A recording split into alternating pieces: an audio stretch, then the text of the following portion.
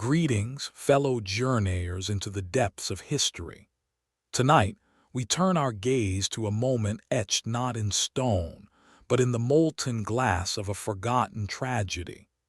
It's a story of spectacle, of a day meant for celebration, that instead descended into an unimaginable horror on a crisp Thanksgiving afternoon.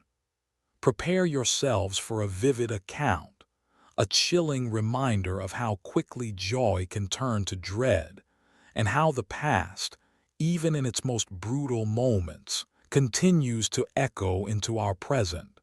Settle in, find your focus, and perhaps share this journey with others who seek to understand the profound tapestry of human experience.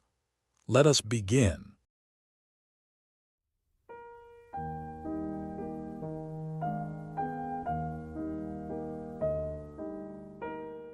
Ladies and gentlemen, welcome back to Vibing History. Tonight, we're journeying back to an era of burgeoning traditions and burgeoning dangers, to a time when the spectacle of sport could turn, in a horrifying instant, into a scene of unimaginable tragedy.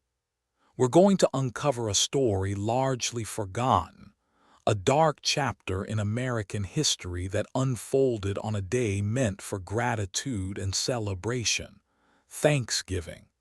Imagine, if you will, the bustling streets of San Francisco in the year 1900.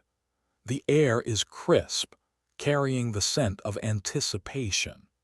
It's November 29th, Thanksgiving Day, and for the eager citizens of the Golden Gate City, this isn't just a holiday. It's the day of the big game. For nearly a decade, since 1892, this annual college football clash between the California Golden Bears and the Stanford Cardinal had captured the collective imagination. It was more than just a game. It was a societal event, a fierce rivalry played out on the gridiron, drawing crowds by the thousands. In these nascent days of American football, the sport was still finding its footing, both in popularity and in the infrastructure that supported its booming appeal. Early games in San Francisco were often held at makeshift venues, and sometimes the very foundations of these grand spectacles proved tragically inadequate. Take, for instance, the 1897 game. A packed grandstand, groaning under the sheer weight of its enthusiastic occupants, gave way. Miraculously, no lives were lost, though a 10-year-old boy found himself in the hospital, a stark reminder that even then the pursuit of entertainment carried an inherent risk. It was a warning, perhaps, a tremor before the earthquake that went unheeded. Fast forward to 1900. The setting for this particular Thanksgiving Day showdown was the former California League baseball grounds, a place local newspapers simply referred to as the 16th and Folsom grounds. It was located in a heavily industrial district of San Francisco, a landscape dominated by factories and workshops, a far cry from the manicured lawns of modern sports complexes.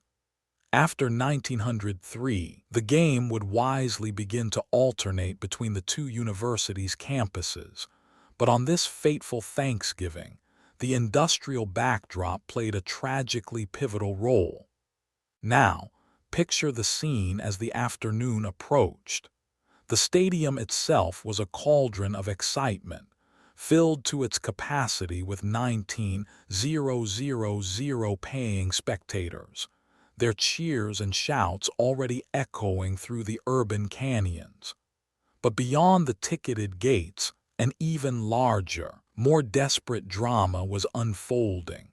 Thousands more, unable or unwilling to part with the hefty sum of $1, which, in 1900, was the equivalent of roughly $40 today, were desperate to witness the spectacle. This wasn't just a casual stroll past the stadium. This was a pilgrimage for many, a desire so strong it bordered on compulsion. And so, they sought out vantage points, any elevated perch that offered a glimpse of the action. Across 15th Street from the stadium, a new building of the San Francisco and Pacific Glass Works Company stood, a towering structure still in its infancy. It was a brand new factory, its furnaces largely dormant save for one. This, unfortunately, would prove to be a crucial detail. A crowd, estimated to be between 500 and 1,000 people, began to gather. They saw the factory's roof, broad and seemingly sturdy, as their golden ticket to the big game. An unobstructed, free view. What could be better? Factory employees, seeing this burgeoning congregation of humanity ascending their new building, tried to intervene. They frantically tried to phone the police to alert the authorities to the impending danger. But their pleas tragically fell on deaf ears. They were told to speak to the game's lieutenant, who, in turn, denied their entry to the stadium grounds. The officers stationed there, perhaps overwhelmed by the crush of the crowd, or simply unaware of the gravity of the situation unfolding just across the street, could not, or would not, intervene. The factory's roof itself was an architectural detail that would soon become synonymous with disaster. Its peak was topped by a large ventilator, an elongated structure running the entire length of the building. This ventilator, critically, was never designed to bear the weight of hundreds of human bodies, let alone 1,000. It was meant to dissipate heat and fumes, not to serve as a grandstand for an eager public. The kickoff was set for 2:30 p.m. The roar from inside the stadium would have been deafening, a wave of human sound washing over the industrial landscape. And then, approximately 20 minutes after the game began, the unthinkable happened. The weight, the sheer, unimaginable load of hundreds of people packed onto an unsuitable structure became too much. The ventilator roof, with a horrifying groan and splintering crash, gave way. What followed was a scene of unparalleled horror. Of the hundreds of people perched precariously on that roof, at least 100 plunged 4 stories down to the concrete factory floor below. But for an estimated 60 to 100 more, the fall was even more terrifying. They landed directly on top of the factory's single active furnace. Imagine this: a massive crucible, 30 by 60 feet, filled with 15 short tons of molten glass, its temperature a blistering 3,000 degrees Fahrenheit. The surface of this furnace, while not the molten glass itself, was estimated to be a searing 500 degrees Fahrenheit. Had their bodies broken through the surface, they would have been instantly consumed, obliterated by the inferno within. But for many, the horror was prolonged. They were pinned to the searing surface by a series of binding rods, structures that resembled croquet hoops, making escape agonizingly difficult, if not impossible. And then, adding to the inferno, fuel pipes were severed in the collapse, spraying scalding hot oil over many of the victims. This oil, in turn, ignited, transforming living bodies into human torches, consuming them in a horrific conflagration. Factory employees, witnessing this unfolding nightmare, scrambled to help, desperately using metal poles to try and poke and prod bodies out of reach of the flames and the searing heat. Amidst this unimaginable chaos, this scene of absolute pandemonium and human suffering, something truly baffling occurred. The game continued. The roar of the crowd, the shouts of the players, the ebb and flow of the football match went on, oblivious to the inferno raging just across the street. Stanford ultimately won that day, a victory etched in a history simultaneously celebrating a triumph and mourning an unspeakable tragedy. The immediate aftermath was devastating. 13 people were killed on the very day of the disaster, their lives extinguished in an instant.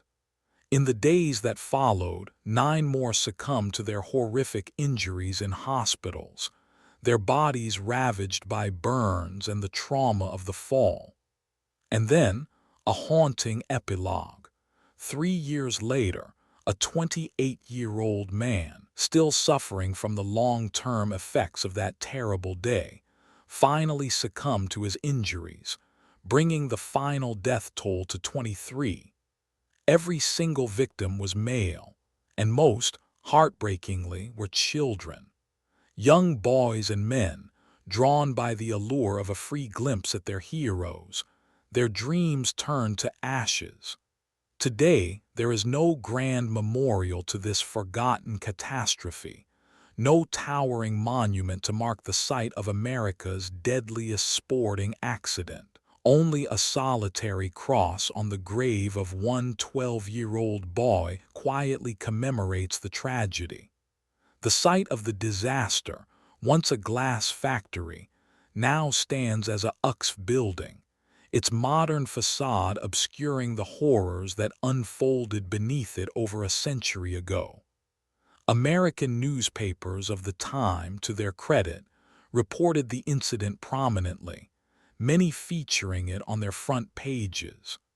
The San Francisco Call, in particular, referred to it as perhaps the most horrifying accident that ever happened in San Francisco. Yet, a strange disconnect existed. The sports sections, rather than dwelling on the tragedy, largely focused on the game itself. The San Francisco Chronicle lauded it as the closest and most exciting game of football ever played by the 11s of the 2 California universities. Even student newspapers at both universities paid remarkably little attention to the disaster, perhaps a reflection of a generation grappling with how to process such a brutal collision of celebration and profound loss. This Thanksgiving Day disaster serves as a chilling reminder of a time when the spectacle of sport, though growing in popularity, was still untamed, lacking the safety regulations and the awareness we take for granted today. It's a story of human desperation, the magnetic pull of shared experience, and the unforgiving consequences when ingenuity and recklessness collide. It's a testament to the raw, unfiltered nature of life at the turn of the 20th century, a stark reminder of the often overlooked cost of progress and pleasure.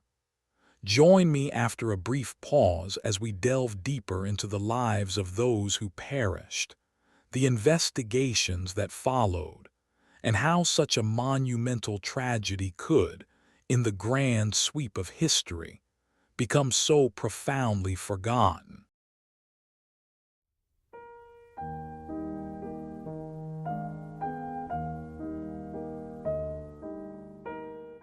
On that fateful Thanksgiving Day in 1900, the air in San Francisco crackled with an almost tangible excitement. It was the day of the big game, the annual gridiron clash between the California Golden Bears and the Stanford Cardinal, a rivalry already legendary in its own right. The stadium, nestled within the city's industrial heart at 16th and Folsom, was a hive of anticipation. For $1, a not insignificant sum of roughly $40 in today's currency, you could secure a seat, a legitimate view of the spectacle unfolding below. But for a multitude, that dollar was a barrier too high, a price too steep. And so, as the kickoff approached, a different kind of crowd began to gather, not in the stands but on the rooftops of the surrounding factories. Among them, directly across 15th Street from the stadium, stood the newly opened building of the San Francisco and Pacific Glass Works Company. This new factory, still in its nascent stages, was a vast, sprawling structure, its roof a seemingly perfect, if precarious, perch for those seeking a free glimpse of the game. The factory itself was a marvel of modern industry, a place where raw materials were transformed by fire and skill into shimmering glass. On that particular Thursday, only one of its massive furnaces was active, a fiery heart of industry that wouldn't be joined by its siblings until the following Monday. This single furnace, an immense pit measuring 30 by 60 feet, held 15 short tons of molten glass, a viscous, glowing liquid simmering at an infernal 3,000 degrees Fahrenheit. It was a crucible of creation, enclosed by a series of robust binding rods that, in their curving form, almost resembled gigantic croquet hoops. As 2:30 p.m. struck and the game commenced, a roar erupted from the stadium, where 19,000 paid spectators filled the stands. But outside in the streets, thousands more jostled for a view, their numbers swelling with each passing minute. And above them all, on the roof of the glass factory, a throng estimated between 500 and 1,000 individuals had congregated. They were a motley crew, eager faces turned towards the distant field, their bodies pressing against the factory's uppermost structure. Factory employees, witnessing this dangerous assembly, desperately tried to intervene. They attempted to contact the police, to alert them to the peril unfolding on their roof, but their pleas fell on deaf ears. They were directed to speak with the game's lieutenant, only to be denied entry to the stadium by the officers stationed there, their warnings dismissed or simply unheard amidst the clamor of the event. The roof, it must be understood, was never designed to bear such an immense dynamic load. Its apex was crowned by a long ventilator, running the entire length of the building, a structure intended for ventilation, for the release of heat and fumes, not for the weight of hundreds of human bodies. But on this day, the laws of physics, ignored by the eager onlookers, were about to assert themselves with brutal finality. Approximately 20 minutes after kickoff, as the cheers and shouts of the game wafted through the air, a different, more chilling sound pierced the festive atmosphere. A sudden, terrifying groan, a splintering crack that echoed through the industrial landscape. The ventilator roof, strained beyond its capacity, gave way. The collapse was swift and catastrophic.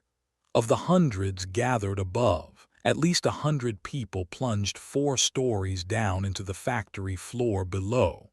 But for another 60 to 100 unfortunate souls, the fall was even more horrifying. They landed directly onto the surface of the active furnace, its ironclad surface still radiating an unimaginable 500 degrees Fahrenheit. The very thought sends shivers down the spine.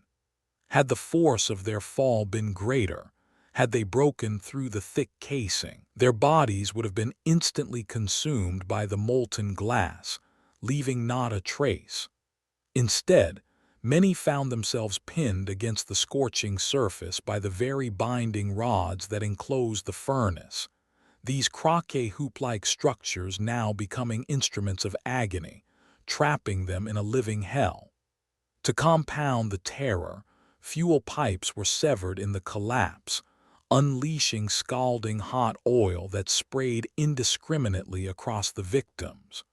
This volatile fuel then ignited, turning flesh into tinder, engulfing many bodies in searing flames.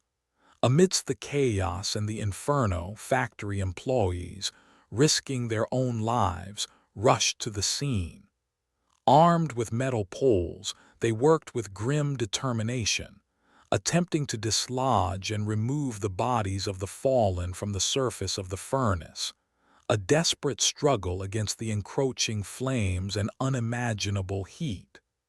And yet, beyond the walls of the shattered factory, within the stadium, the game continued. The roar of the crowd, the thud of the ball, the ebb and flow of the contest, it all played out, oblivious, or perhaps willfully ignorant, of the unfolding tragedy just a stone's throw away. Stanford, on that day, emerged victorious. The immediate aftermath was a scene of unspeakable horror. 13 individuals perished on the very day of the disaster, their lives extinguished in an instant. In the days that followed, 9 more succumbed to their horrific injuries in the hospitals, their bodies ravaged by burns and trauma. And in a final, agonizing coda to this forgotten tragedy, a 28-year-old man, clinging to life for 3 years, finally succumbed to his wounds, bringing the total death toll to a staggering 23. It's a stark fact that all the victims were male, and most heartbreakingly, a significant number of them were children, their youthful excitement for a free game turning into a descent into unimaginable torment. Today, there is no grand memorial, no towering monument to mark this tragic event. Only a simple cross on the grave of a 12-year-old boy stands as a silent testament to the lives lost. The very ground where the disaster unfolded is now occupied by a UX building, the echoes of that terrible day fading into the relentless march of progress. News of the catastrophe spread, emblazoned across the front pages of American newspapers. The San Francisco Call, in a chilling headline, referred to it as perhaps the most horrifying accident that ever happened in San Francisco. Yet, within the sports sections, the focus remained largely on the game itself. The San Francisco Chronicle lauded it as the closest and most exciting game of football ever played by the 11s of the 2 California universities. Even the student newspapers of the 2 rival universities, in a testament to the prevailing mindset, gave little attention to the disaster. It was a dark shadow cast over a celebrated event, a forgotten tragedy swallowed by the narrative of victory and rivalry.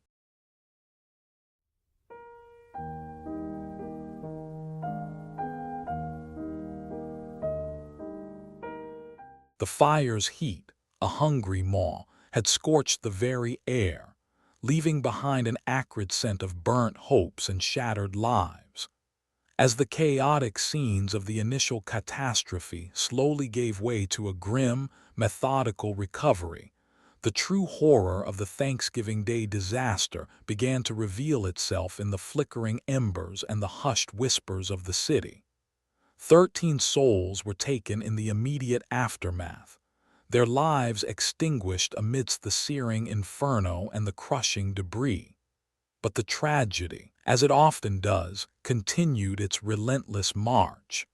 In the days that followed, 9 more victims, clinging precariously to life, succumbed to their horrific injuries in the city's hospitals.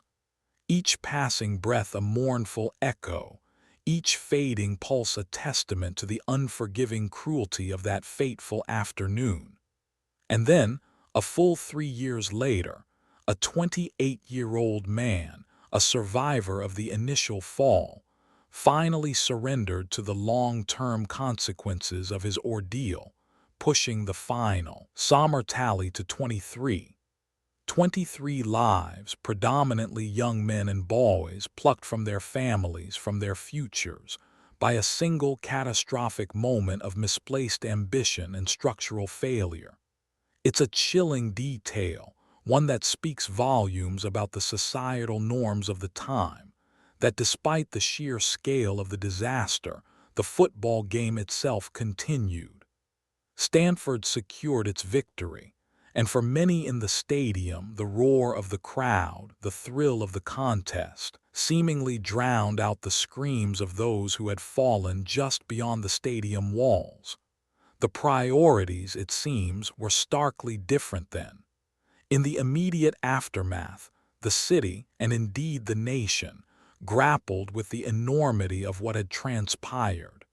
Front pages of American newspapers from coast to coast screamed headlines of the tragedy.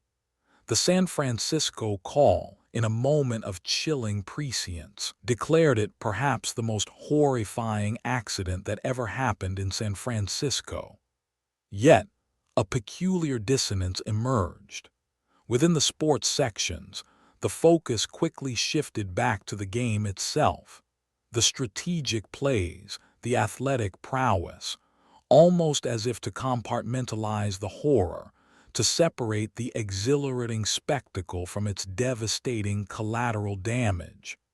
Even the student newspapers at both universities, in a testament to the prevailing culture of the time, paid scant attention to the victims, their words largely devoted to the athletic contest. The investigations that followed were, by modern standards, rudimentary. There was no extensive forensic analysis, no intricate reconstruction of events driven by cutting-edge technology. Instead, it was a more straightforward, almost utilitarian inquiry into blame and liability. The factory owners, the city officials responsible for building permits and safety, the organizers of the game, all were scrutinized. Questions were asked, fingers were pointed, and in the end, it was a tragedy deemed to have arisen from a confluence of factors.